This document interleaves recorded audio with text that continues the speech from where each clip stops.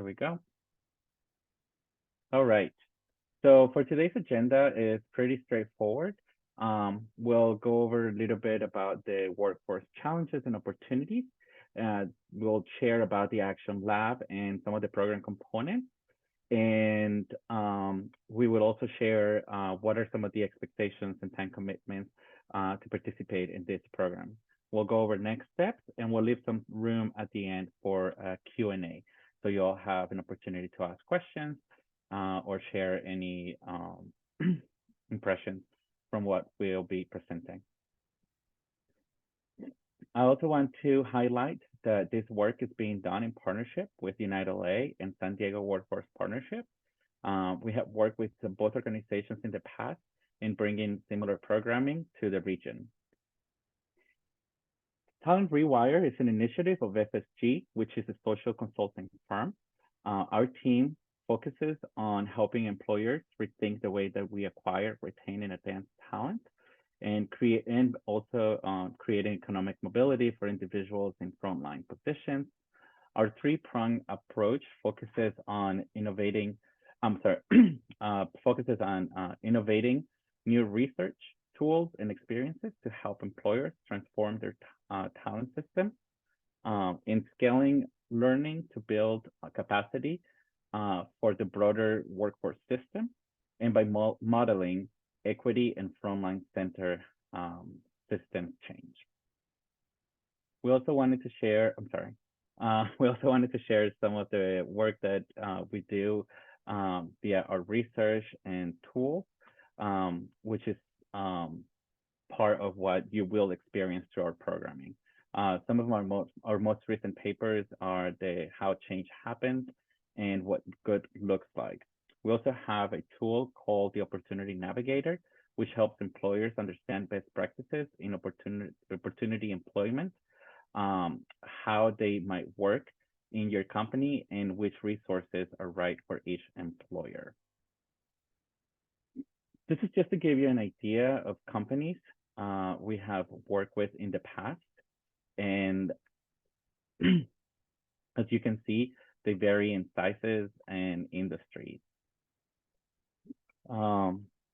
Next, I'll talk a little bit more about the challenges and opportunities that we've been able to identify in the workforce, which help guide our team's design for the Action Lab experience. First, we want to start by sort of sharing what our team's definition of frontline employee is. And that is an individual who works directly with customers and or who are directly involved in making a product or providing a service. These are also individuals who are non-salaried and who are in positions that do not require a degree or advanced technical experience. Key employment sectors for frontline roles include service industries such as retail, hospitality and food service, manufacturing, production and distribution, energy, food production, financial services, technology, and consumer electronics. Frontline employees, from a frontline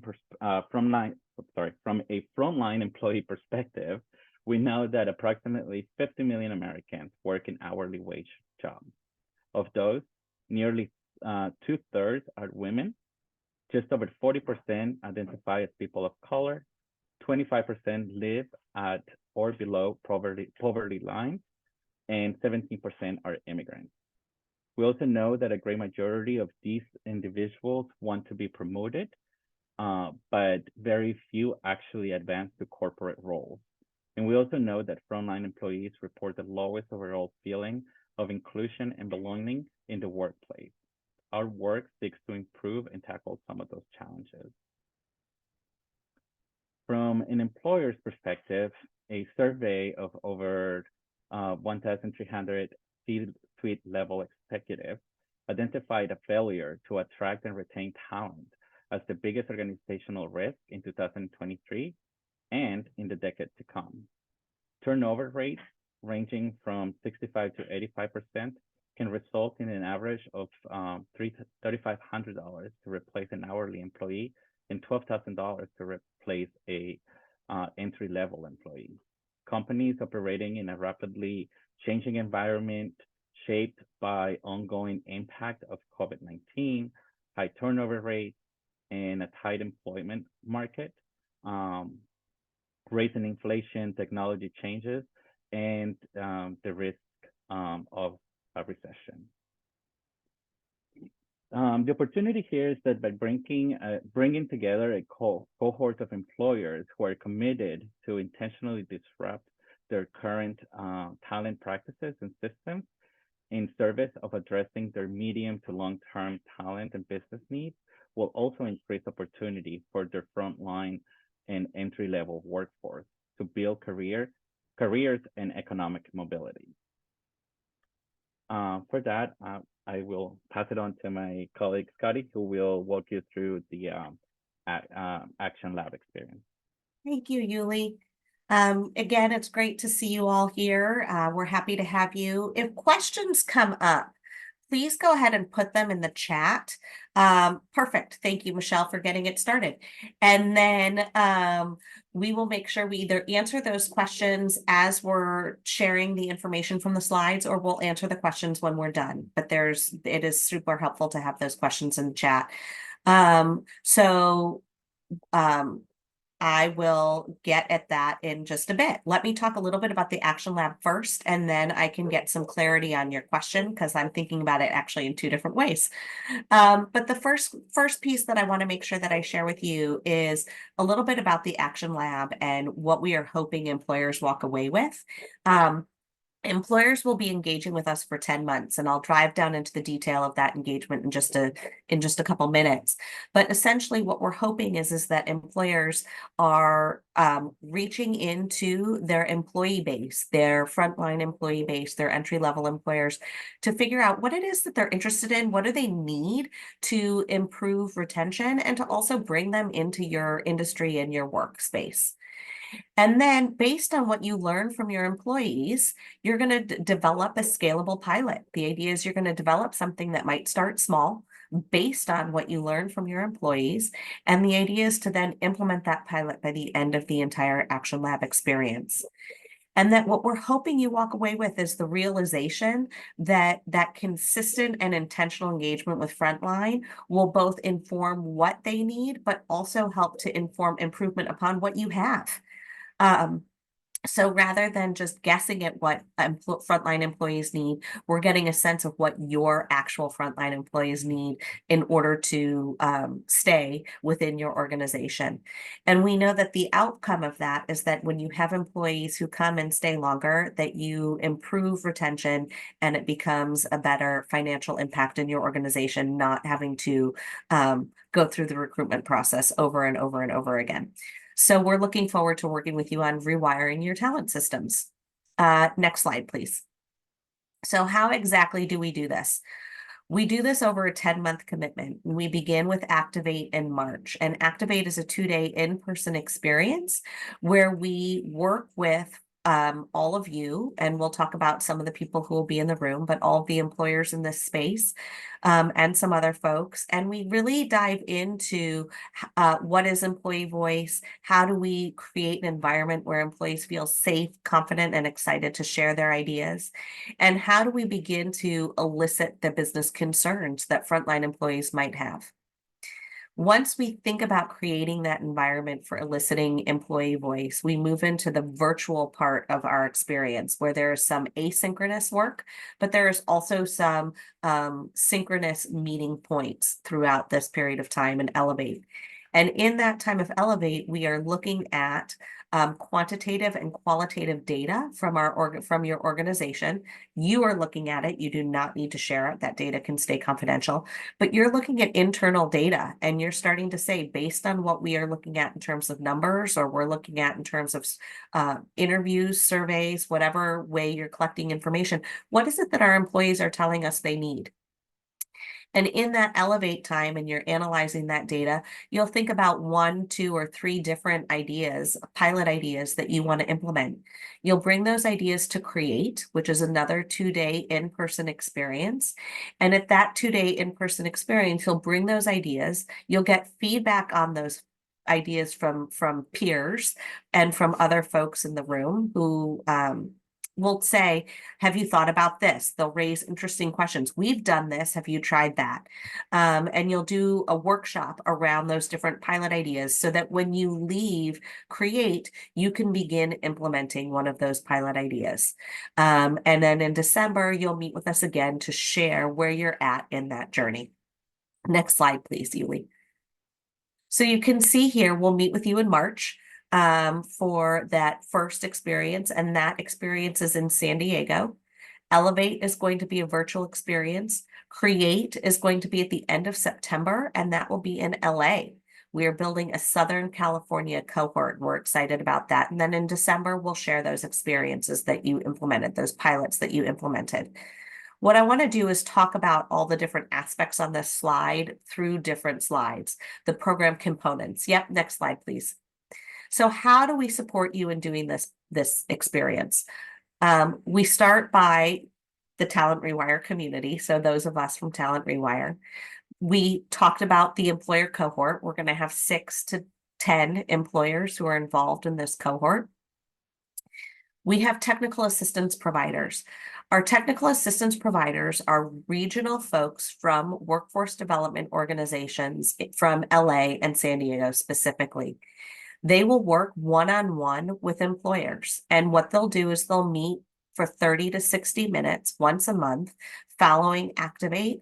And they'll be there as a sounding board. They'll be there as a rudder in terms of navigating which direction your boat's going to go. They'll help you answer tough questions. They'll raise tough questions, but they're really that technical assistance person who's going to help hold you accountable and then provide you some insight from deeper insight into the Talent Rewire work.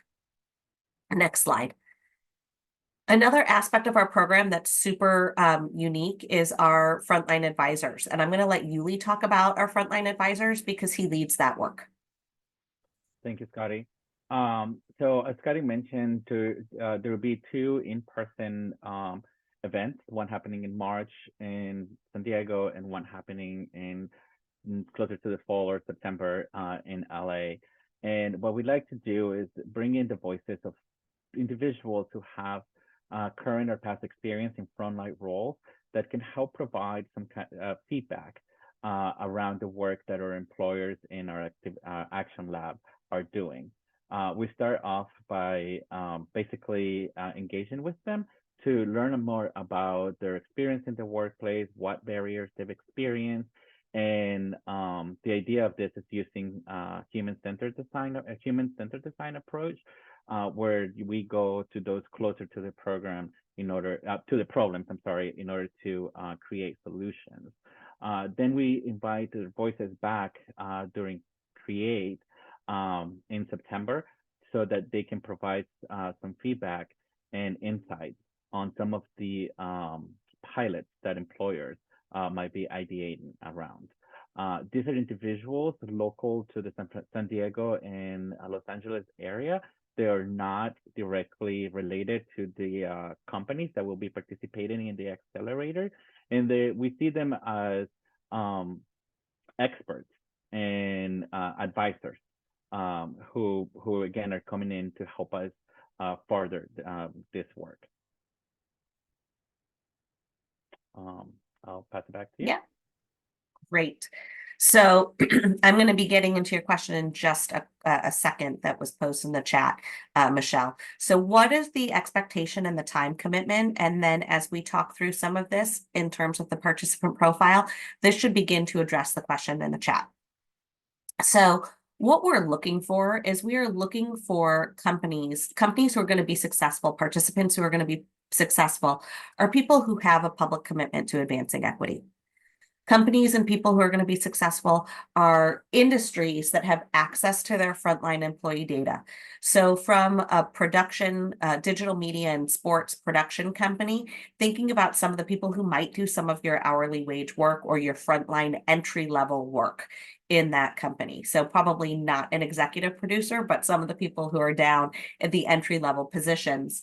And what you will then do is, as that industry representative, you are also committed to participating in the in-person experiences, the virtual experiences, and you will have somebody within your organization who is going to sign off and know that this pilot is okay. Your company can be small, medium, mid, large size business, and that you are thinking about who from your human resources end, who from your DEIB lens, operations, employee engagement, recruitment, and talent acquisition, but building a cross-level, cross-functional team of 3 to 4 people. And the way that I see like you are an example of a kind of company that could be participating in this work, thinking about your frontline employees. We'll share some case study examples of what people have done, and you'll see that they come from very different industry. Next slide. So again, it's a 2 in-person convenings that are 2 days each, 2 virtual convenings, 1 in the middle and 1 at the end that are about 3 hours each, monthly technical assistance calls that'll be 30 to 60 minutes, and then you'll be working internally to make this pilot happen. So there will be time outside of our commitment together that you're going to want to set aside to do this work over the course of 10 months. So in terms of the employer expectations, we're going to want you to confirm that you're available for all sessions. We're going to want to confirm that you are going to work with your technical assistance providers to continue to move your work forward. We're going to want you to really commit to a practice change. So your company, regardless of what it is that you do, is committing to a change that could happen in your company, but it could happen in other places too. You'll see in some of the case studies we're about to share. And we'll ask you to sign an MOU. So here are some case studies that you can consider in terms of thinking about what are examples of what we're going to do. So Yuli, do you want to go ahead and talk to some of those case studies for us? Sure. We also want to share that some of the pilot programs we're about to talk about are from companies in our community of employers.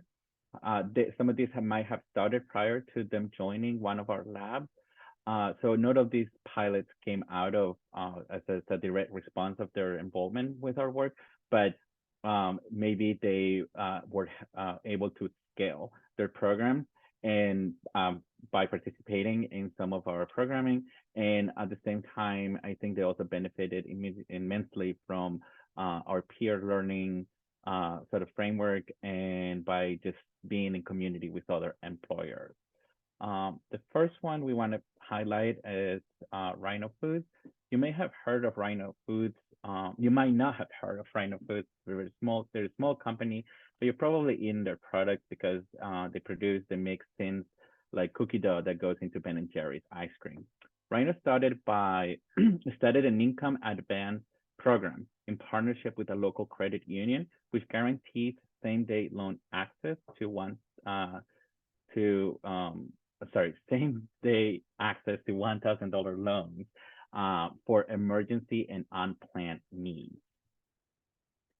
Since starting this program, the company experienced a 36% increase in employee retention.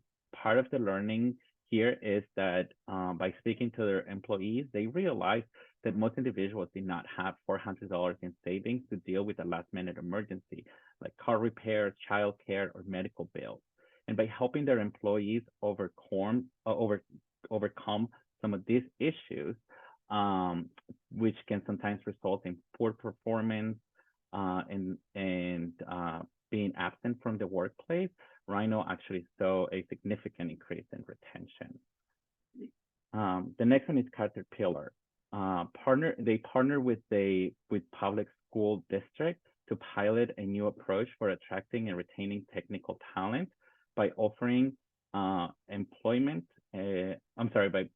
offering education, employment, economic foundation, and essential skill training.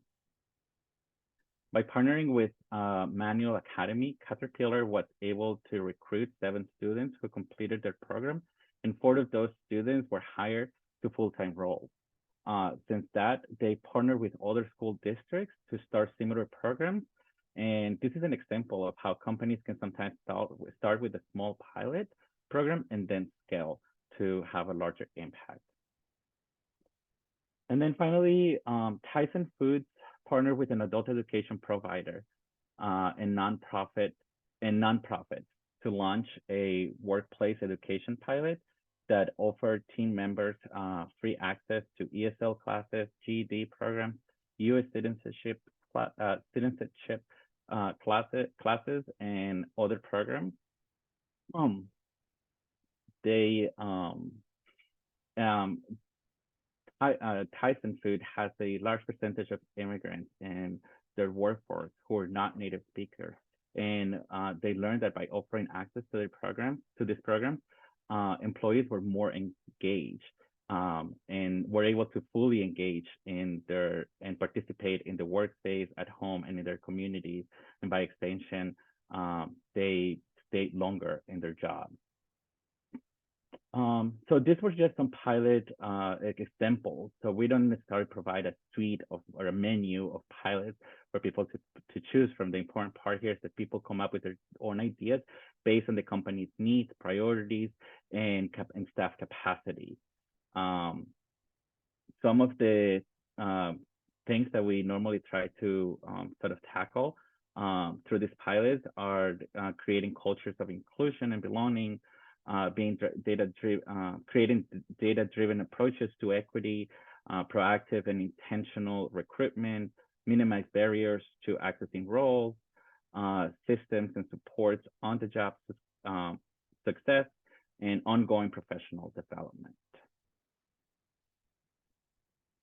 Next steps, I'll pass it back to Scotty to share about that. Yeah, I think that we can probably, in terms of confirming the ideas, the next step is for you to let us know that you're interested. We have information, we have a registration, and we have an MOU. We'd want to be sharing that with you. If you think it's not necessarily a great fit for you, but you're thinking of some organization that you work with that might be a great fit for them, feel free to share with them as well. But we definitely want you to think about who's the team you would want to be participating. You would go ahead and register and work on the MOU with that registration. And as part of that, you want to make sure that you have executive level buy-in. What we have found is that if there's no C-suite buy-in or executive level buy-in, it is less likely that this is going to be a successful pilot for you. So as much as we'd like it to come from multiple directions, we'd like it to come from the ground up, we'd like it to come from anyone participating in the space, we do know that there are structures in place that we need to think about when we're getting ready to implement a pilot. So think about a team, sign up via registration, and then secure executive buy-in. And with that, Yuli, we can stop sharing the screen. And there is no cost to participate. Isn't that exciting? With thanks from a grant from the Irvine Foundation, this round is free of charge. So you're getting access and proximity to frontline employees in the area. You're getting access and proximity to technical assistance providers. You're getting connection to a community from Talent Rewire, both our alumni organizations and the organizations that choose to participate in this experience. And so it is a ton of wonderful things that you are getting access and exposure to, all free of charge. So, and besides the fact that you get to eat and hang out and enjoy phenomenal, rich conversation. So thank you for asking that. And so in terms of participation, there is a registration link. And with that, you follow up with an MOU and a conversation with someone from Talent Rewire and or San Diego Workforce Partnership or Unite LA to make sure that this is the right program and the right fit for you. But we're excited that you're here and on this call. Any other questions?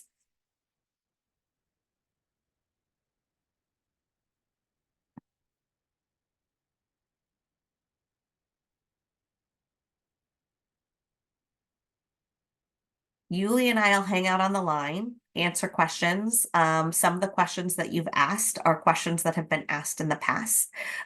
So again, industry agnostic. It's more about the composition of your company in terms of how you're trying to impact front line employees and entry level employees. That's really what our priority is. We have had interesting learning come from past experiences. So you saw that Tyson Foods participated. They have built an incredible connection with Patagonia. Totally different industry, totally different drive and how they operate and what they do in their companies. And they have an incredible working relationship that has lasted for years beyond their involvement in what was previously called our innovation lab. That's excellent. Great question, Cindy. What goes into the selection process once we register? It's going to be things like your ability to commit and ensure that you are able to commit to the time and space. We will have a conversation in terms of some of the readiness in your company to make sure that you're ready to go forward. And I would say, you know, if we are over and oops, look at that automatic thumb. If we are over enrolled, we'll have a conversation about best fit of the cohort and how that works, and then hope to do another one. In terms of participants per company, we recommend 2 to 4 people. You never want to do this work alone. If you're a larger organization, I recommend 3 or 4 people. If you're a smaller organization, 2 to 3 is just fine. But when you try to do this alone, it is less successful than when you have allies in the work who can provide perspective within your own organization. I also really do encourage cross-level, cross-functional. So HR and operations, frontline managers and HR, different roles, because there's different perspective that come up in terms of proximity to frontline and understanding what barriers there might be to implementation. Type of group. Did that answer your question, Wendy, in terms of what I find is that HR tends to have a perception in terms of what people know, and operations has a different perception as to what people know and need. And the reality is because you're coming at the organization from 2 different lenses. And so thinking about bringing both of those perspectives in is super helpful. This work is grounded in equity. And so we want to make sure that there's a level of readiness to acknowledge systemic barriers that have been in place that have prevented or made it more difficult for frontline employee opportunity growth. So those are some things that I think. So a growth mindset is a super important quality to have when you're coming into this work.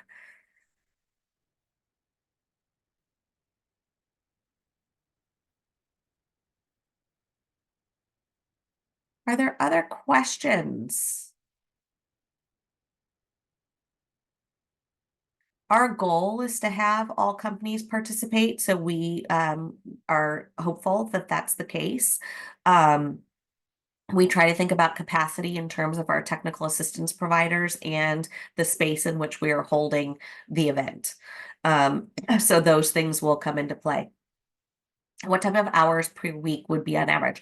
I think that that's really variable based on what you are trying to implement.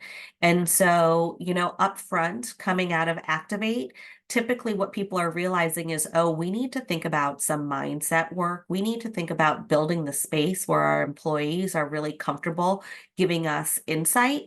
And oh my gosh, excuse me, we haven't even been collecting input from frontline employees.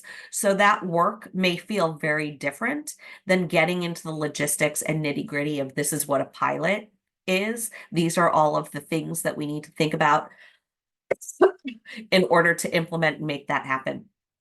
So it's going to be variable depending on where we are in the program. But I would say that on average, you'd want to put aside, you know, a half a dozen hours a month to make sure that this work is moving forward. Excuse me, I'm getting over a cold. Deadline to register, Yuli, I don't remember the date. You're really good with dates. I'm sorry, can you repeat that? The deadline to register. I would say the second week of February is kind of like our goal. But we also Excellent. understand that it may take some time internally to, get buy-in and stuff like that. So that might get extended by a week at the end of it. But I think our goal right now would be second week of February. Just because from a logistics standpoint, we need to make sure that the space that we secure can actually hold the amount of people participating. We need to secure catering, all this different stuff. So we need to allow ourselves some time to navigate those little things. Awesome. Another great logistical question is that they're asking in terms of San Diego, where it will be held in the city so that people can start to think about hotel recommendations. And if we have any, Yuli, you are my guru. So, great question. Thank you for that. By visiting the link I just put in the chat, you'll be able to find some of the logistics, particularly for this first in-person engagement. There is a link to make reservations at the Indigo Hotel. We've secured a block of rooms because apparently this is a very busy time of the year in San Diego, and it's hard sometimes to secure hotels. So we do have a secure block there. The actual event will happen a Park and Market, which is a sort of like a satellite division of University of San Diego. They have a great space. It's in downtown San Diego. No, that's not downtown. I'm sorry. That's the Gaslamp District. But you'll find a lot of the details in there. As far as for the actual dates, it's March 5th and 6th in San Diego. And for the event in Los Angeles, we'll be posting those logistics at a later date. Wendy, great question. Have you seen companies, thank you, Yuli, for all of that information. Have you seen companies join and not be successful, and why? Yeah, there are companies who've joined and not been successful. And it's typically a couple different things. One is no C-suite buy-in. So actually having the leverage to be able to implement matters, and making sure that people at multi-levels of the organization, just like there's no C-suite buy-in, sometimes there's no frontline manager buy-in, right? So both, it doesn't matter which end of the, which part of the organization, it's getting that buy-in is important, and thinking through some of those pieces. So that can be a barrier to success. Another barrier to success, is simply not giving the time that it takes. So I'm saying it takes about 6 hours a month, probably half a dozen hours a month. That is true. You've got to be willing to say that this might be something that you're starting with on the side of your desk, but willing to step in and lean in to the fact that it does take hours to make this happen is going to be super important. So I think that commitment matters as well. Like just recognizing sheer time is huge. The last piece I think that is influential in this is mindset. Making sure that you're entering into this work with a growth mindset, and that you're willing to engage in some difficult conversations and sometimes some difficult reflections. I thought we were doing this, and realizing, oops, maybe we actually need to be doing more of that. And so that willingness to acknowledge a need to kind of grow and continue to move forward to support folks in the organization. Any tools that you can provide, you have. Yes, we do have research. So Wendy, I'm going to put my email here, but some specific research that's broader than Talent Rewire. I have two uh, uh, pieces of research that I use a lot. I think our research on our FSG and our Talent Rewire website is really awesome. So turning to that is super helpful.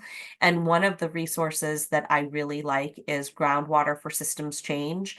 That is an FSG document that's talking about the purpose and need to create change.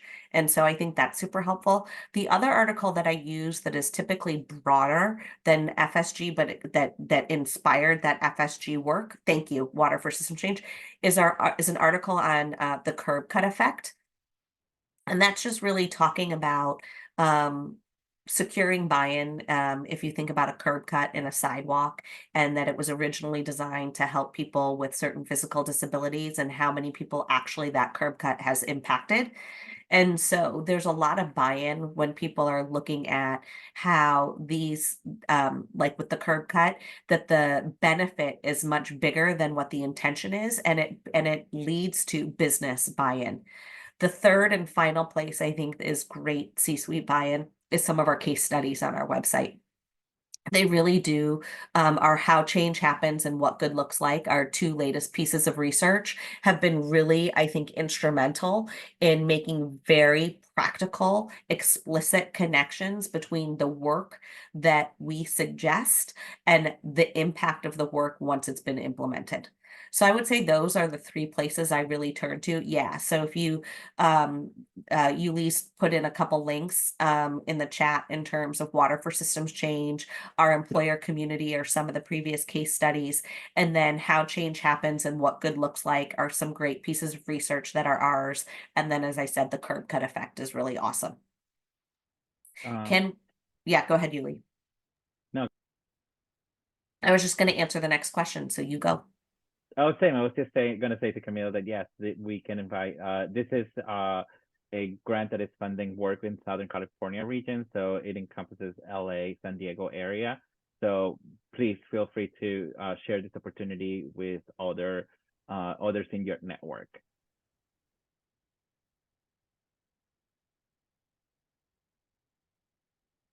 We are also holding this lab experience in Chicago, and that is funded through a different grant. So I would actually also encourage you that if you are a national organization, or you have colleagues in Chicago, or you have industry partners in Chicago, to feel free and share this experience with them as well, because we are recruiting for our Chicago workshop in addition to this one, and would if you want to participate with someone from across the country, you can do that by encouraging them to join us in Chicago.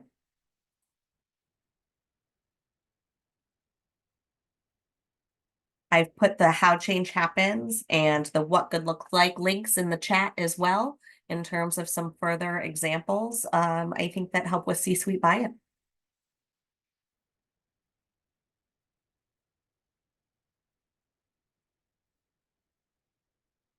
Can we answer any more questions? These are great questions. Thank you, Elise.